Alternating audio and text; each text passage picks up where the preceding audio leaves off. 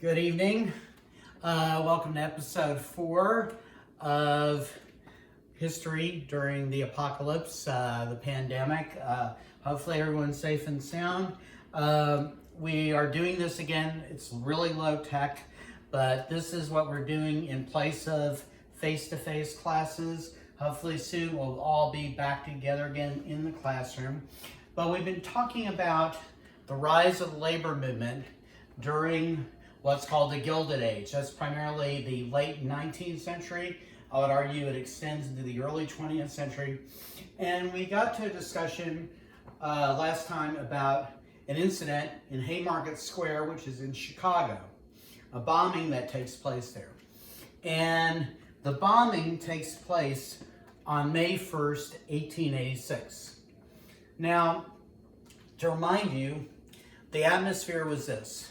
You had a radicalized labor movement fighting for an 8-hour workday at a company that made farm equipment, the McCormick Reaper Plant Corporation, the Reaper Works. At the same time, you had a violent police department that was also corrupt in Chicago. And you had a major newspaper, the Chicago Tribune, which was owned by a very conservative Republican who was anti-labor, anti-immigrant, and was fanning fears in the general public about not only immigrants, but also the labor movement, which he believed was filled with communists, anarchists, socialists, and so on.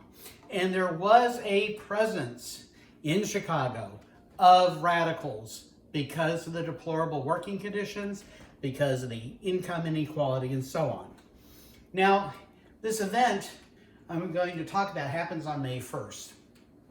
And one thing I find fascinating is how little American students know about something that's embraced worldwide, and that is May Day. I've asked students in the past, have you ever heard of May Day? And if students provide an answer, usually they've heard about the emergency signal, like a pilot might give. If a plane's about to crash, they'll go, Mayday, Mayday, as the plane is going down. They don't know about it as a holiday. And one of the fascinating things about that is May Day in part commemorates what happened in Chicago May 1st through May 4th, 1886. And so over here, I've got a picture of a May Day celebration in Cuba. You see here a picture of the Cuban revolutionary Che Guevara. There's Che Guevara's image over there. These are Cuban flags. Cuba, of course, since 1959 has been a communist regime, but it's not just in communist countries that May Day is celebrated. May Day is celebrated broadly across the country. France, England, Japan, Brazil, etc. And it's a revolutionary day. It's a day that centers workers and the struggles of the labor movement. You have in the United States something called Labor Day. One of the ironies of Labor Day is this. It's instituted as a holiday at the behest of a president, Grover Cleveland, who's one of the most anti-union presidents ever, who used the National Guard repeatedly to crush strikes. Strikes were crushed with violence under Grover Cleveland. Labor Day was sort of a small breadcrumb to throw the labor movement in return for all that labor repression. And it's kind of been separated from any origin connected to the struggles of labor for decent wages, decent living conditions. We think of Labor Day as a day off. We think of Labor Day as a day to have hot dogs, to go to the park, but we don't think about revolution on that day. And I think that's intentional. Now, as I said, we had a strike going on in Chicago at the McCormick Reaper plant during this period. And as a result of that strike, there's a strong police presence. The McCormick plant had hired Pinkerton detective agent employees, Pinkerton guards. The Pinkerton guards acted as detectives at the plant, but in addition to that, they were there to be replacement workers if the workers walked off the job. They're protesting, the workers at McCormick are protesting low wages. They're protesting the fact that some workers have been replaced by machines. They're protesting for the 8-hour workday. And so the McCormick owners are prepared to crush any rebellion on the part of labor at that plant. And I mentioned this, that there was an Ohio anarchist named Johann Most who published a book on self-defense. This is an era where the Chicago police, National Guard units across the country are using violence against labor unions. He says workers ought to be able to defend themselves, and he publishes a book on how to make nitroglycerin, how to make explosives from nitroglycerin, and how to use dynamite. All this comes to a head on May 1st, 1886. Labor leaders across the country had designated May 1st, 1886 as the day that the 8-hour workday would become a national standard. That all across the country, workers would have an 8-hour workday. The norm was much longer. It was typical for workers in this era to have a 6-day work week and to work as long as 12 hours a day or more. Well, they're going to set May 1st, 1886 as the day that all changes. Of course, the day arrives and that doesn't happen. So that year in Chicago, workers are called that May 1st Emancipation Day. Note the terminology. Again, as I said, many people who become union leaders in this period had fought for the U.S. Army during the American Civil War. And they fought for emancipation of slaves, and they see workers in this era, this is the term they use, as wage slaves. This is another battle for liberation. So on that day, that May 1st, 1886, in Chicago, 30,000 workers don't report to work. Others who do show up wait until their 8th hour, and then they walk off the job. Mill, steel, and slaughterhouse workers walk in the city waving red flags, which is the symbol of the International Socialist Movement. These people are embracing radicalism in this era. You may be led to think that socialism didn't exist until Bernie Sanders was running for president. There's a very long history of socialism in the United States, and one thing students don't know generally is one of the epicenters, one of the absolute places where the socialist movement had some of its greatest strength was in the state of Texas. Texas and Wisconsin, early 20th century, had the largest number of elected socialists to public office. Just something you may not have heard of in public school. But anyway, on May 3rd, you have the strikes going on starting on May 1st. They continue through May 3rd. There's a rally outside the McCormick plant. And the issue is not just the 8-hour workday. Experienced skilled workers had been replaced at that plant by younger workers who are paid lower wages. And so you have a rally going on, and there's a fiery anarchist from Germany, an immigrant, named August Spies. That's how he pronounces his name. I love how German names and words are pronounced. If you want an illustration of the flavor of German as a language, I always like to tell my students, in French, the word for butterfly is le papillon. In German, the word is das Schmetterling. It sounds like a machine gun, right? August Spies, that name, just is really dramatic. He's a fiery speaker. He's going to deliver this speech. He's going to say that workers there have been replaced by, this is a terminology they use, scabs. Replacement workers who are brought in to replace union members who are on strike are always called scabs by the labor movement at that time. He's got them all fired up. Meanwhile, the plant itself has been surrounded by armed police, heavily armed police. And Spies is going to urge the workers to stand firm and united. And while he's speaking, there's a shift change. The plant has locked out the striking workers. They can't enter. They're forbidden from entering the grounds. They brought replacement workers in who don't belong to the union, who are trying to break the strike. Those workers desperately need the income. And so there's a shift change of one group of replacement workers leaving, another group of replacement workers are coming in while this rally is happening. And as you might guess, the relationship between the strikers and the scabs is unpleasant. And they begin to shove each other. They begin to fight. They begin to, exchange words. When that happens and people are knocked to the ground, the Chicago police, there are 200 of them there, wade into the crowd. They begin hitting workers with nightsticks, with clubs, and eventually some of the officers fire their weapons into the crowd, and 2 workers die. So now there's a new cause for the next day. Again, this is a week of activity.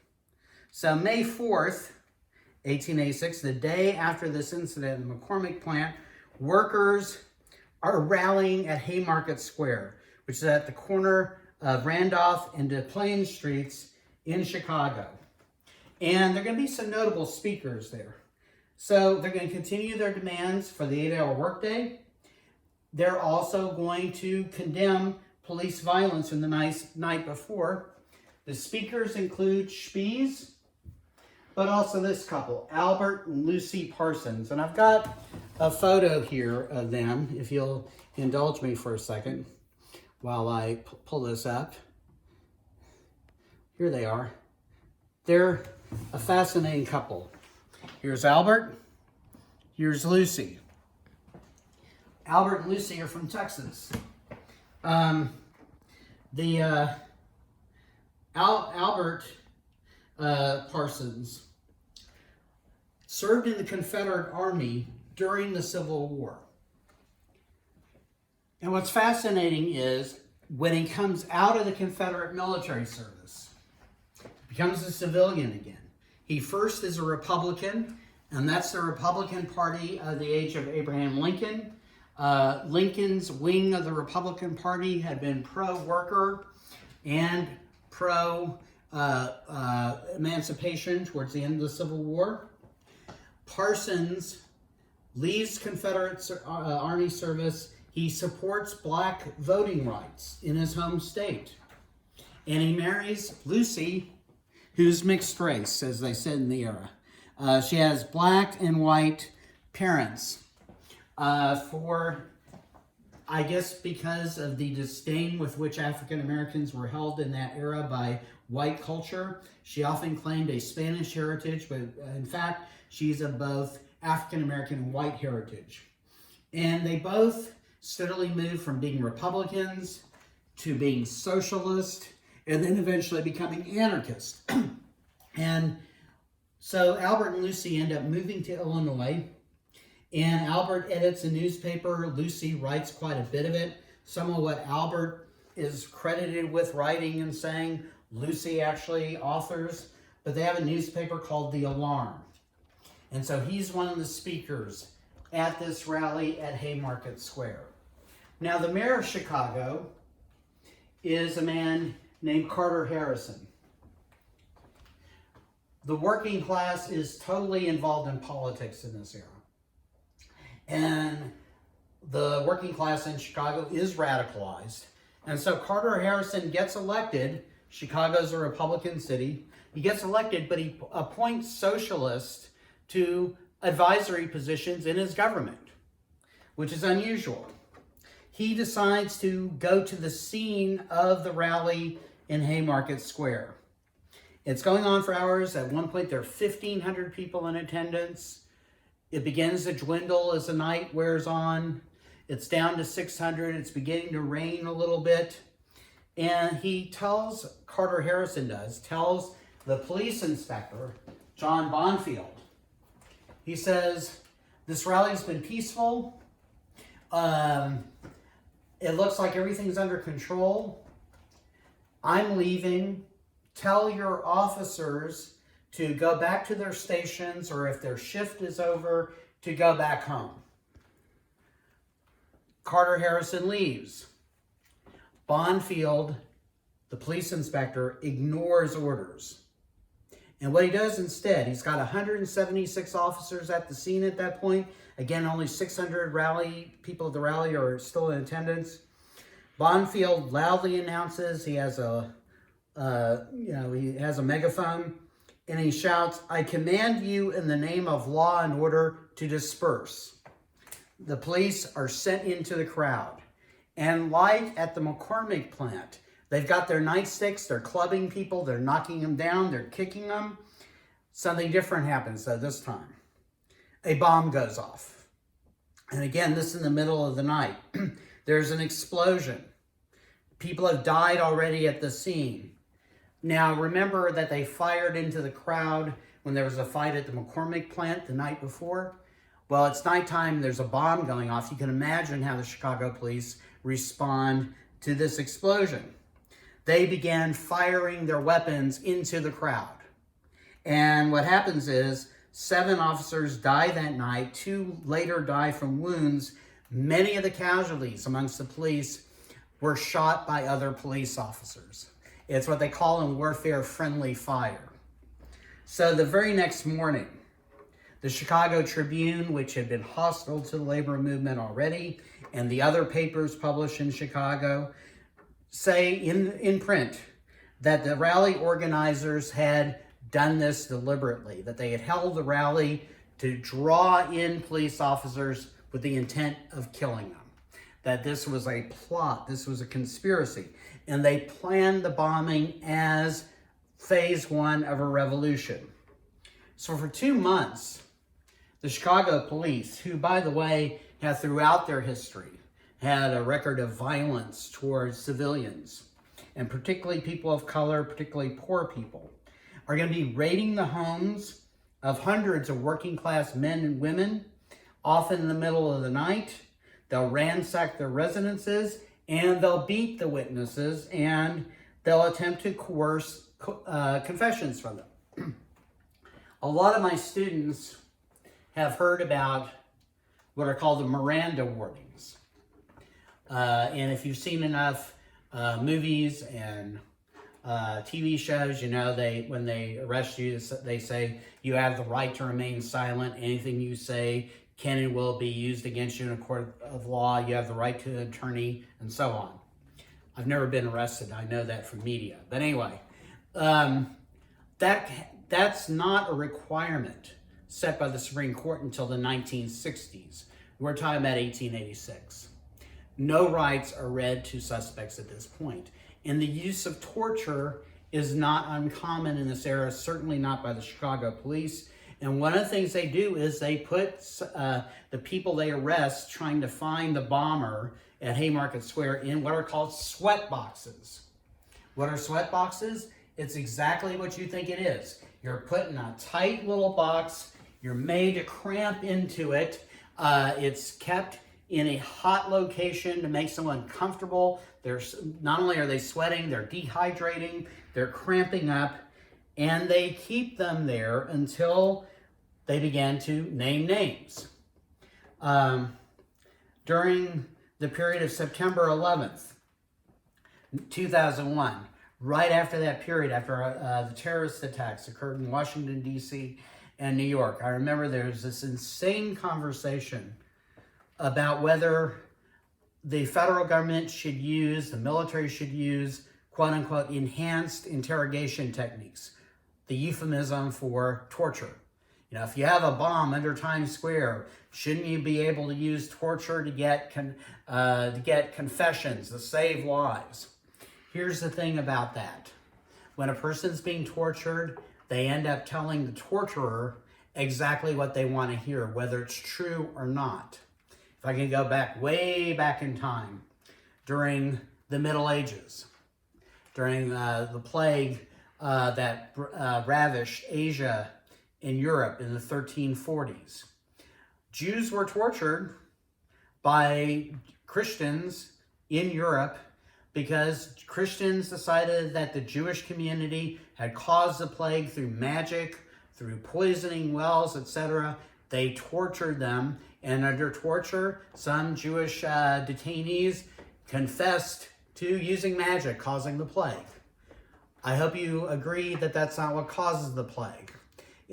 Torture does not produce truth. It does not produce results. Well, what's going to happen in Haymarket, or after Haymarket Square in Chicago, is a lot of people who are being tortured by the Chicago police will name names just to make the torture stop. And so this is a terrible way to build a case against someone. Meanwhile, and this is remarkable, newspapers like the Chicago Tribune suggest that we already know people like Spies and Parsons are guilty. They're responsible for the bombings. It's a waste of public money to hold the trials. Let's go ahead and lynch them. You have the press advocating mob violence. So in this atmosphere, the movement for the 8-hour workday loses steam. The strike ends. Some Chicago employers had agreed to pay their workers 10 hours of wages for an 8-hour shift. Those promises are then broken. Many people aren't able to go back to work because they're fired, because they're associated with the strikes. It becomes a very grim time for workers in that period. A grand jury in Chicago eventually is going to indict 10 people for murder. They're going to put 8 on trial. And it seems that the suspects are primarily put on trial because they're immigrants or because of their politics. Many of them are anarchists. In fact, most of the defendants were not on the scene. Only 2 were on the scene at Haymarket Square when the bomb went off. Parsons had left before the explosion to go to his newspaper to begin writing a story about the rally. Police are only going to find explosives in the residence of one suspect, a man named Louis Ling, who's an anarchist. They find his particular apartment filled with explosives. And I think Ling is the man who is responsible for the attack, for the bombing on his own. I think he acted on his own. That was the nature of that person. So one person gets arrested simply because he possesses copies of radical newspapers. So the trial begins of the suspects June 21st, 1886. Here's another reason to doubt the whole proceedings. Prosecutors, it turns out, pay witnesses, give them money for incriminating testimony. The jury announces its verdict on August 20th, 1886. They sentence 7 of the defendants to be hanged, 1 to serve 15 years of hard labor. November 10th, the governor of Illinois, Richard Oglesby, is going to commute the sentences of some of the defendants. We'll talk about that next time.